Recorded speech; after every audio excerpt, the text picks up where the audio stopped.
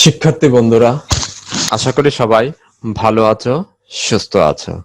Azizul Mamun BS, that means Azizul Mamun Bangla school YouTube চ্যানেলে সবাইকে স্বাগত জানাচ্ছি। আমি আজিজুল ইসলাম মামুন। আশা করি সবাই ভালো আছো, সুস্থ আছো। টিউটোরিয়ালে যাওয়ার আগে সবাইকে অনুরোধ করব, তোমরা Azizul Mamun BS Bangla school YouTube চ্যানেলটি সাবস্ক্রাইব করে নেবে। আজ আমরা আলোচনা করব একাদশ, দ্বাদশ ও আলিম শ্রেণীর তথ্য ও যোগাযোগ প্রযুক্তি বিষয়ের ডাটাবেজ ম্যানেজমেন্ট সিস্টেম নিয়ে। ডাটাবেজ ম্যানেজমেন্ট সিস্টেম নিয়ে ইতিমধ্যে আমরা 3টি টিউটোরিয়াল সম্পন্ন করেছি। টিউটোরিয়ালের লিঙ্কগুলো তোমরা উপরে পেয়ে যাবে। আজ আমরা ডাটাবেজ ম্যানেজমেন্ট সিস্টেমের 4র্থ টিউটোরিয়াল নিয়ে আলোচনা করব। এই টিউটোরিয়ালে থাকছে data sorting, data indexing, data query. Sorting কি? এক বা একাধিক ফিল্ডের মানের উপর ভিত্তি করে ডেটাবেজের রেকর্ডগুলোকে ঊর্ধ্বক্রম বা নিম্নক্রমে সাজানোর প্রক্রিয়া হচ্ছে সর্টিং। যেমন মনে করো যে আমরা সংখ্যা লিখব 1 থেকে 10 পর্যন্ত। আমি 1, 2, 3, 4 এই ধারাবাহিকভাবে ছোট থেকে বড়র দিকে সাজিয়ে লিখে যাচ্ছি, সেটাকে বলা হবে ঊর্ধ্বক্রম।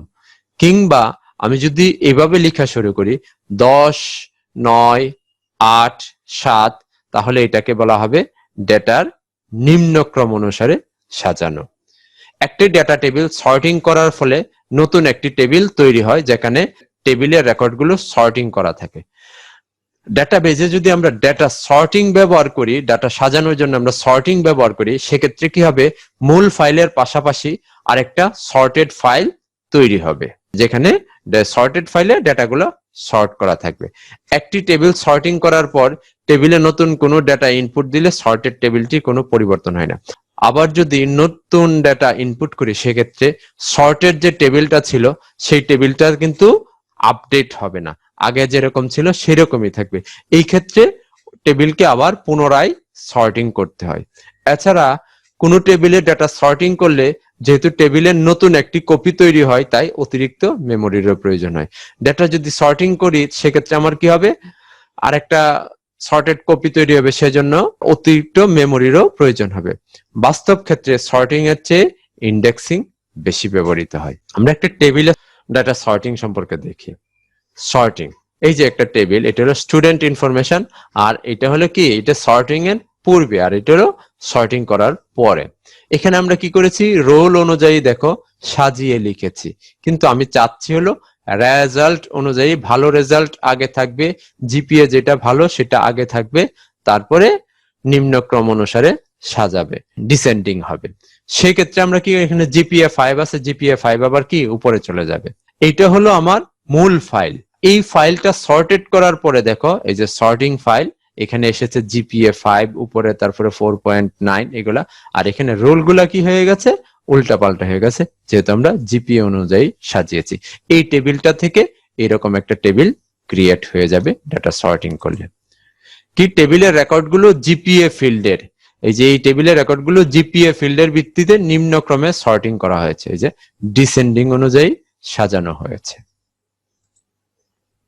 ইন্ডেক্সিং, ইন্ডেক্সিং হচ্ছে সুসজ্জিতভাবে বা সুবিন্যস্তভাবে তথ্যাবলীর সূচি প্রণয়ন করা। সূচি মানে কি, তালিকা প্রণয়ন করা। ডেটাবেস থেকে ব্যবহারকারী কোনো ডেটা যাতে দ্রুত খুঁজে বের করতে পারে, সেজন্য ডেটাকে একটি বিশেষ অর্ডারে সাজিয়ে ডেটাগুলির একটা সূচি প্রণয়ন করা হয়। বিশেষ অর্ডার অনুযায়ী ডেটাকে নির্দেশনা, অর্ডার মানে কি, নির্দেশনা অনুযায়ী সাজিয়ে ডেটাগুলোর একটা সূচি বা তালিকা প্রণয়ন করা হয়। ডেটাবেস টেবিলের রেকর্ড সমূহকে এরূপ কোনো লজিক্যাল অর্ডারে সাজিয়ে রাখাকেই ইন্ডেক্স বা ইন্ডেক্সিং বলে। ডেটাবেজে এই টেবিলের মধ্যে এই রেকর্ডগুলোকে আমরা যে যুক্তি দিয়ে যে আমরা সাজিয়ে রাখবো, এই অনুযায়ী তুমি তালিকা তৈরি করো, সেইটাকেই বলা হয় ইন্ডেক্সিং। ডেটাবেস টেবিলের এক বা একাধিক ফিল্ডের উপর ইন্ডেক্স করে অ্যালফাবেটিক্যালি বা নিউমেরিক্যালি সাজানো যায়। একাধিক ফিল্ডের উপরে আমরা ইন্ডেক্সিং করতে পারবো ডেটাবেজে, এবং সেটা কিভাবে করা যাবে, ক্যারেক্টার অনুযায়ী অ্যালফাবেটিক্যালি করা যাবে, আবার নিউমেরিক্যালি নাম্বার অনুযায়ীও করা যাবে। ইন্ডেক্স ফাইল মূল ডেটাবেস ফাইলের কোনো পরিবর্তন না করে বিভিন্নভাবে সাজাতে পারে।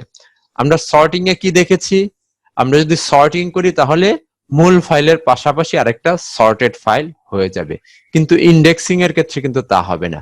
ইন্ডেক্সিং এর ক্ষেত্রে মূল ফাইলটাই থাকবে, এই মূল ফাইলের ভিতরে লজিক্যালি আবার সেই ইন্ডেক্সও হয়ে থাকবে, মূল ফাইলের মধ্যে সে লজিক্যালি কাজ করবে। আমরা একটা টেবিলে দেখি, এই যে ইন্ডেক্সিং ফ্যাক্ট টেবিল, এই যে টেবিলটা আছে, এই টেবিলটা এই অবস্থায় আমি রেখেছি, এইভাবেই থাকবে। এই যে ইন্ডেক্স টেবিল এখানে বলেছে, আসলে এটা লজিক্যালি এরকম ইন্ডেক্স টেবিল হবে, কিন্তু আলাদা কিন্তু এরকম টেবিল তৈরি হবে না। পাশের ফ্যাক্ট টেবিল থেকে যদি দুই রোলদারির জিপিএ জানতে চাওয়া হয়, এই যে এই টেবিল থেকে যদি আমি দুই রোলদারির জিপিএ জানতে চাই, তাহলে কিন্তু একটু বেশি সময় লাগবে, কারণ রোল ফিল্ডের মানগুলো সাজানো নেই, এখানে রোলগুলো সাজানো নেই। কিন্তু ফ্যাক্ট টেবিলের ইন্ডেক্স থেকে, এটা ইন্ডেক্স করে রেখেছি আমি কি রোল অনুযায়ী এবং ঊর্ধ্বক্রম অনুযায়ী, অ্যাসেন্ডিং অনুযায়ী আমি সাজিয়ে রেখেছি। রোলদারির জিপিএ খুব সহজেই পাওয়া যাবে, এই টেবিল থেকে কিন্তু খুব সহজেই পাওয়া যাবে, কারণ রোল ফিল্ডের মানগুলো সাজানো আছে। ইন্ডেক্স করে রাখলে এরকম সুসজ্জিত থাকবে, আমি খুঁজলে এটা পেয়ে যাব। ইন্ডেক্স করার সময় বিবেচ্য বিষয়সমূহ, আমি ইন্ডেক্সিং করতে হলে কি কি কাজ করতে হবে। সাধারণত কি ফিল্ডের উপর ইন্ডেক্স করতে হয় এবং ইন্ডেক্সের একটি নাম দিতে হয়। কি ফিল্ড, বিভিন্ন ধরনের কি ফিল্ড আছে, কি ফিল্ডের উপরে ইন্ডেক্স করলেই ভালো হয় এবং ইন্ডেক্সের একটি নাম দিতে হয়। যে ফিল্ডের উপর ভিত্তি করে ইন্ডেক্স করা হয় সেই নামের অনুরূপ নাম নির্বাচন করতে হয়। আমি যে ফিল্ডের উপর ব্যবহার করি, যেমন name, student name, student name, এটাকে আমি ব্যবহার করতে পারি নেম। কেন এটা ব্যবহার করি, যেন আমার আসলে মনে ইন্ডেক্সটা মনে রাখা সহজ হয়, সেজন্য কাছাকাছি একটা নাম দেয় ভালো। এক বা একাধিক ফিল্ডের উপর ভিত্তি করে ইন্ডেক্স করা যায়। একটা টেবিলে একাধিক ফিল্ডের উপর আমি ইন্ডেক্স করতে পারো। কোন ডেটা টেবিলে এক বা একাধিক ইন্ডেক্স থাকতে পারে বা একই সময়ে খোলা থাকতে পারে। একটা টেবিলে একাধিক ইন্ডেক্স থাকতে পারে বা ইন্ডেক্স গুলো এক সময়ে একসাথে ওপেন থাকতে পারে, কিন্তু একই সময়ে কেবল একটি ইন্ডেক্স সক্রিয় থাকবে, কিন্তু এক সময়ে শুধু একটাই ইন্ডেক্স অ্যাক্টিভ থাকবে এবং রেকর্ড সমূহ প্রদর্শনের অর্ডার নিয়ন্ত্রণ করবে এবং রেকর্ডগুলা শো করার অর্ডার তারা নিয়ন্ত্রণ করবে। যে ইন্ডেক্সটা অ্যাক্টিভ থাকবে সেই ইন্ডেক্সেই রেকর্ড সমূহ প্রদর্শন করবে, অন্য ইন্ডেক্সের রেকর্ড কিন্তু তখন প্রদর্শন করবে না। ওই ইন্ডেক্সটা যখন অ্যাক্টিভ হবে তখন ওই ইন্ডেক্সের রেকর্ড প্রদর্শন করবে। ইন্ডেক্সিং এর সুবিধা সমূহ, কেন আমরা ইন্ডেক্সিং করব? ইন্ডেক্সিং এর বড় সুবিধা হলো ফাইলে সহজে ডেটা খুঁজে বের করা যায়, ফাইল থেকে আমরা খুব সহজেই ডেটা খুঁজে বের করতে পারবো। ইন্ডেক্স করার পরে ডেটাবেস ফাইলে নতুন কোনো রেকর্ড ইনপুট করা হলেও ইন্ডেক্স ফাইলগুলো স্বয়ংক্রিয়ভাবে আপডেট হয়ে যায়। সর্টিং এ আমরা কি দেখেছি, ডেটা কিন্তু আপডেট হবে না, এটা আবার নতুন করে সর্ট করতে হয়। কিন্তু ইন্ডেক্স করার পর ডেটাবেজে নতুন কোনো কিছু আপডেট করলে সেটা আবার কি হয়ে যায়, রেকর্ড ইনপুট করা হলে সেই রেকর্ডটা অটোমেটিক্যালি বা স্বয়ংক্রিয়ভাবে আপডেট হয়ে যায়। ডেটা সমূহ ইন্ডেক্স করলে পারফরমেন্স ভালো পাওয়া যায়, দ্রুত, মানে পারফরমেন্স মানে কি, আমার ডেটা খোঁজা, ডেটার দ্রুত পাচ্ছি না দেরি হচ্ছে, এটাই আসলে পারফরমেন্স। ইন্ডেক্স ফাইল সমূহ মূল ডেটাবেজের ফাইলের কোনো পরিবর্তন না করে বিভিন্নভাবে সাজাতে পারে। মূল ফাইলের কোনো পরিবর্তন হবে না, কাজটা কিভাবে হবে, লজিক্যালি হবে, যে কারণে মূল ফাইলের কোনো পরিবর্তন হবে না। ডেটা টেবিল যদি একটি ফিল্ডের উপর ইন্ডেক্সিং করা থাকে তবে যে কোনো ডেটা এডিট করলে প্রোগ্রাম স্বয়ংক্রিয়ভাবে ইন্ডেক্স আপডেট করে এবং এর জন্য খুবই অল্প সময় লাগে। যদি একটা ইন্ডেক্স করা থাকে, একটা ফিল্ড ইন্ডেক্স করা থাকে, সেক্ষেত্রে কি হবে, খুব দ্রুত ইন্ডেক্স আপডেট হয়ে যাবে এবং এর জন্য সময়ও লাগবে, খুব কম সময় লাগবে। ইন্ডেক্সিং এর অসুবিধা সমূহ, অসুবিধাও আছে, সুবিধার পাশে কিছু অসুবিধাও থাকবে। যদি একাধিক ফিল্ডের উপর ইন্ডেক্সিং করা থাকে তাহলে ডেটা এডিট করলে ইন্ডেক্স আপডেট করার জন্য অনেকক্ষণ সময় ধরে অপেক্ষা করতে হয়। তবে আমরা আগে কি বলেছি, একটা ফিল্ডের উপর ইন্ডেক্স করলে খুব দ্রুত হয়ে যায়, কিন্তু একাধিক ফিল্ডের উপর যদি ইন্ডেক্স করা হয় তাহলে সেটা আপডেট হতে সময় লাগে। একাধিক ফিল্ডের উপর এবং অনেক রেকর্ডের জন্য ইন্ডেক্স করা হলে অপেক্ষাকৃত বেশি মেমরির প্রয়োজন হয়। একাধিক ফিল্ডের উপরে ইন্ডেক্স করলে এবং অনেক রেকর্ডের জন্য ইন্ডেক্স করা হলে মেমরি বেশি লাগে। তাছাড়া ইন্ডেক্স সংরক্ষণের জন্য কিছু বেশি জায়গা লাগে। যে ইন্ডেক্স গুলা হবে, ইন্ডেক্স গুলা সংরক্ষিত করার জন্য একটু জায়গা লাগবে। ডেটা এন্ট্রির ক্ষেত্রে ইন্ডেক্স ফাইলের রেফারেন্স সমূহ আপডেট হতে বেশ সময়ের প্রয়োজন হয়। ডেটা যখন আমি এন্ট্রি করব, ইন্ডেক্স ফাইলের রেফারেন্স সমূহ আপডেট হতে একটু সময় লাগে, সেজন্য ডেটা এন্ট্রি করতেও বেশি সময় লাগে। সর্টিং ও ইন্ডেক্সিং আমরা দেখলাম। সর্টিং ইন্ডেক্সিং এর মধ্যে পার্থক্য আছে, পার্থক্যগুলো দেখি। টেবিলের ডেটাগুলোর একটি ক্রম তৈরি করতে ইন্ডেক্সিং এবং সর্টিং উভয় পদ্ধতি ব্যবহৃত হয়। টেবিলের ডেটাগুলোকে ক্রম অনুসারে সাজানোর জন্য ইন্ডেক্সিং এবং সর্টিং দুই পদ্ধতি ব্যবহৃত হয়। ইন্ডেক্সিং একটি ইন্ডেক্স ফাইল তৈরি করে যা টেবিলের রেকর্ডগুলোর ফিজিক্যাল অবস্থানের পাশাপাশি সারিগুলোর লজিক্যাল ক্রম ধারণ করে। ইন্ডেক্সিং করলে কি হয়, ফিজিক্যাল যে ফাইলটা থাকে এই ফাইলের মধ্যেই সে আবার আরেকটা কি লজিক্যাল তালিকা ধারণ করে নেয়, একটা লজিক্যাল অবস্থান এই ফাইলের ভিতরে নেই। অপরদিকে একটি টেবিল সর্টিং করার সাথে সাথে টেবিলটি একটি সর্টেড অনুলিপি তৈরি করায়। কিন্তু আমরা যদি সর্টিং করি সেক্ষেত্রে কি হবে, টেবিল যেটা আছে ওই টেবিলের পাশাপাশি আরেকটা সর্টেড টেবিল হয়ে যাবে। কয়টা টেবিল হয়ে যাবে? দুইটা টেবিল হয়ে যাবে। কিন্তু ইন্ডেক্সিং এর বেলায় কি হচ্ছে, একটা টেবিলেই থাকবে, এই টেবিলের ভিতরেই লজিক্যালি ইন্ডেক্সিং কাজ করবে। ইন্ডেক্স ফাইলটি একটি সর্টেড টেবিল সংরক্ষণের চেয়ে কম মেমোরির প্রয়োজন হয়। আমরা যখন ইন্ডেক্স করি, ইন্ডেক্স করা ফাইলটায় সর্টিং করা ফাইলের চাইতে জায়গা মেমোরি কম লাগবে। আমরা যে ফাইলটা সংরক্ষণ করি, ইন্ডেক্সিং করা ফাইলটা সংরক্ষণ করতে যে জায়গা লাগবে, একই ফাইল যদি সর্টিং করা হয় সেক্ষেত্রে সর্টেড ফাইলের ক্ষেত্রে জায়গা বেশি লাগবে। আর ইন্ডেক্সিং রেকর্ডগুলোর মূল ক্রম পরিবর্তন করে না। আমরা যে ফাইলটাকে ইন্ডেক্সিং করব ওই ফাইলের যে ক্রমতালিকা আছে এই ক্রমতালিকা কিন্তু পরিবর্তন হবে না, যেখানে সর্টিং রেকর্ডগুলোর মূল ক্রম পরিবর্তন হয়। কিন্তু আমরা যদি সর্টিং করি সেক্ষেত্রে ক্রমতালিকা কিন্তু পরিবর্তন হয়। বাস্তব ক্ষেত্রে সর্টিং এর চেয়ে ইন্ডেক্সিং বেশি ব্যবহৃত হয়, আর বাস্তব জীবনে সর্টিং এর চাইতে ইন্ডেক্সিং এ বেশি ব্যবহৃত হয়। আর আমরা যেটাতে আসলে সুবিধা বেশি পাবো আমরা সেটাই ব্যবহার করব। ইন্ডেক্সিং এ সুবিধা বেশি পাওয়া যাবে সর্টিং এর চাইতে, সে কারণে ইন্ডেক্সিং এ বেশি ব্যবহৃত হয়।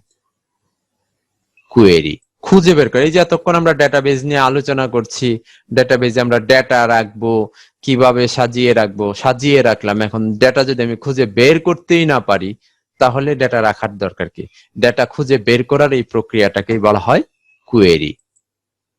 ডেটাবেজে সংরক্ষিত অসংখ্য তথ্য থেকে কোন নির্দিষ্ট শর্ত সাপেক্ষে তথ্য খুঁজে বের করাকে বলা হয় কোয়েরি।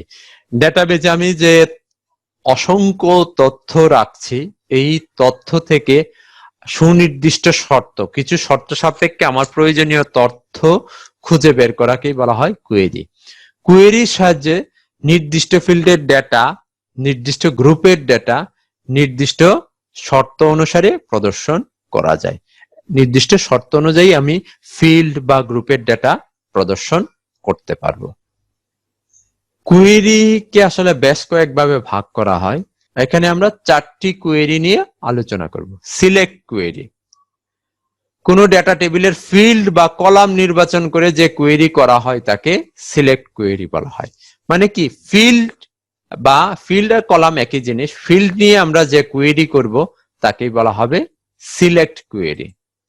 প্যারামিটার কোয়েরি, ডায়ালগ বক্সে তথ্য পূরণ করে যে কোয়েরি হয় তাকে প্যারামিটার কোয়েরি বলে।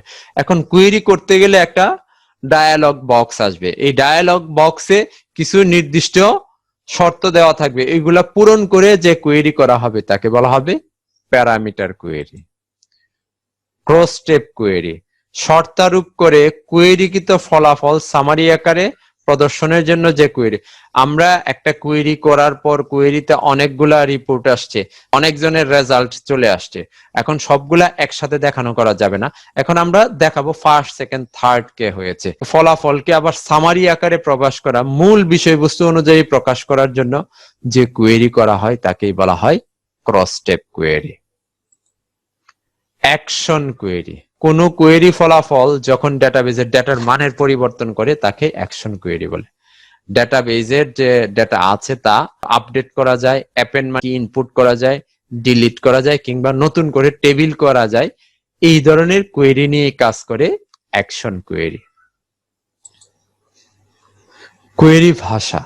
এখন আমরা কোয়েরি বললাম, কোয়েরি করতে হলে আমরা যখন ইলেকট্রনিক ডিভাইস আমরা চালাই, সব ডিভাইসে কি প্রোগ্রাম নির্ভর, এবং প্রোগ্রাম কি একটা ভাষা দিয়ে চলে। ঠিক তেমনি ডাটাবেজের কোয়েরি গুলো ভাষার উপর নির্ভর করে।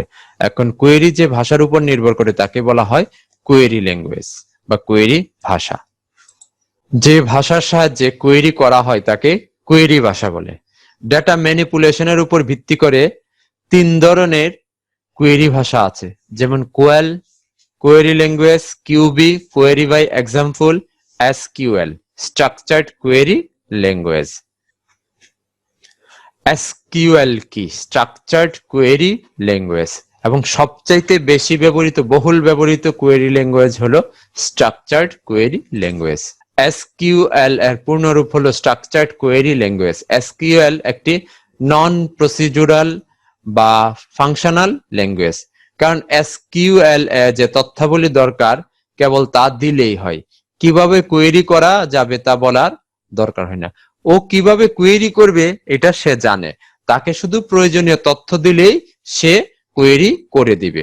এই কাজটা করে কে? এসকিউএল। এসকিউএল একটি শক্তিশালী ডেটা ডেফিনেশন ল্যাঙ্গুয়েজ, অর্থাৎ এসকিউএল ব্যবহার করে ডেটাবেজ ম্যানেজমেন্ট সিস্টেমে ডেটাবেজ ফাইল তৈরি, ডেটাবেজ ফাইল পরিবর্তন, database file delete, database object যেমন টেবিল, ভিউ, ইন্ডেক্স ইত্যাদি তৈরি, পরিবর্তন এবং ডিলিট করা যায়। এবং এসকিউএল একটি শক্তিশালী ডেটা ম্যানিপুলেশন ল্যাঙ্গুয়েজ, অর্থাৎ এসকিউএল ব্যবহার করে ডেটাবেজ টেবিলে ডেটা ইনসার্ট, আপডেট ও ডিলিট করা যায়। তাছাড়া ইউজার অ্যাক্সেস নিয়ন্ত্রণ করা যায়। ইউজার মানে কি? ব্যবহারকারী। ব্যবহারকারীর প্রবেশাধিকারও নিয়ন্ত্রণ করা যায়। যেমন মনে করো যে একটা প্রতিষ্ঠানের, শিক্ষা প্রতিষ্ঠানের ডেটাবেজ, এখানে একজন স্টুডেন্টকে অবশ্যই সব ধরনের ডেটা ব্যবহার করার সুযোগ দেওয়া যাবে না। যদি স্টুডেন্টকে সব ধরনের ডেটা ব্যবহার করার সুযোগ দেওয়া যায়, একজন পরীক্ষায় পেয়েছে 65, সে ওইখানে ঢুকেই কি করবে? ওইটাকে বানাবে 85। এইগুলা আসলে নিয়ন্ত্রণ করতে হয়। এই নিয়ন্ত্রণের কাজটাও এসকিউএল দিয়ে ভালোভাবে করা যায়। এসকিউএল কমান্ড গুলা কি আছে? DDL command. ডিডিএল মানে কি? Data definition language.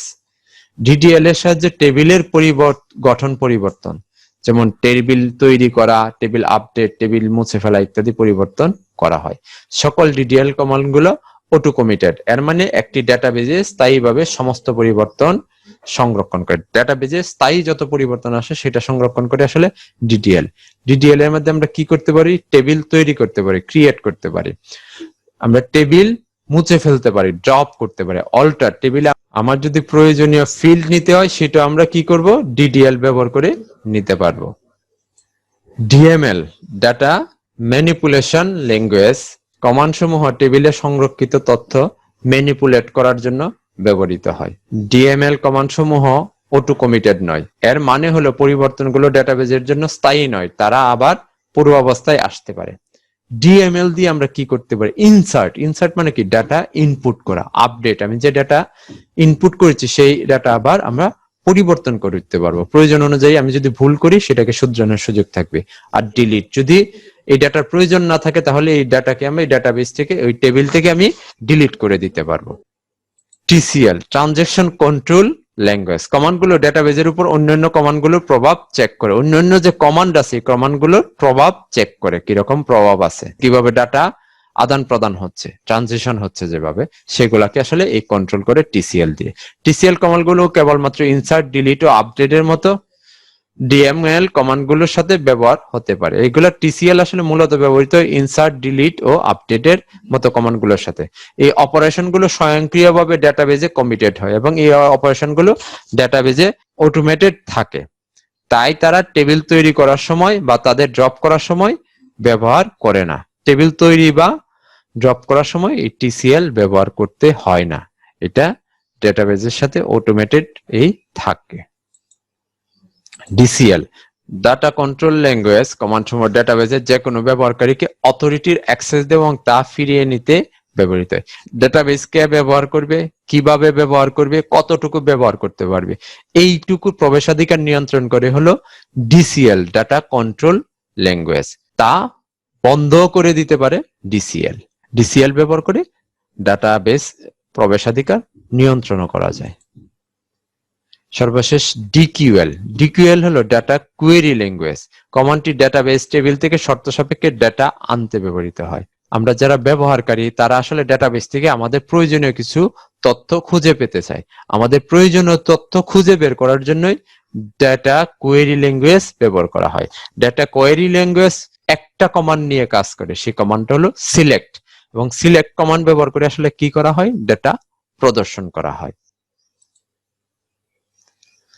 ডাটাবেস সংক্রান্ত চতুর্থ টিউটোরিয়ালে সর্টিং, ইন্ডেক্সিং ও কোয়েরি নিয়ে আলোচনা করা হলো। টিউটোরিয়ালটি যদি তোমাদের ভালো লাগে তাহলে আজিজুল মামুন বিএস মানে বাংলা স্কুল ইউটিউব চ্যানেলটি সাবস্ক্রাইব করার অনুরোধ করছি। সবাই ভালো থাকবে, সুস্থ থাকবে। আল্লাহ হাফেজ।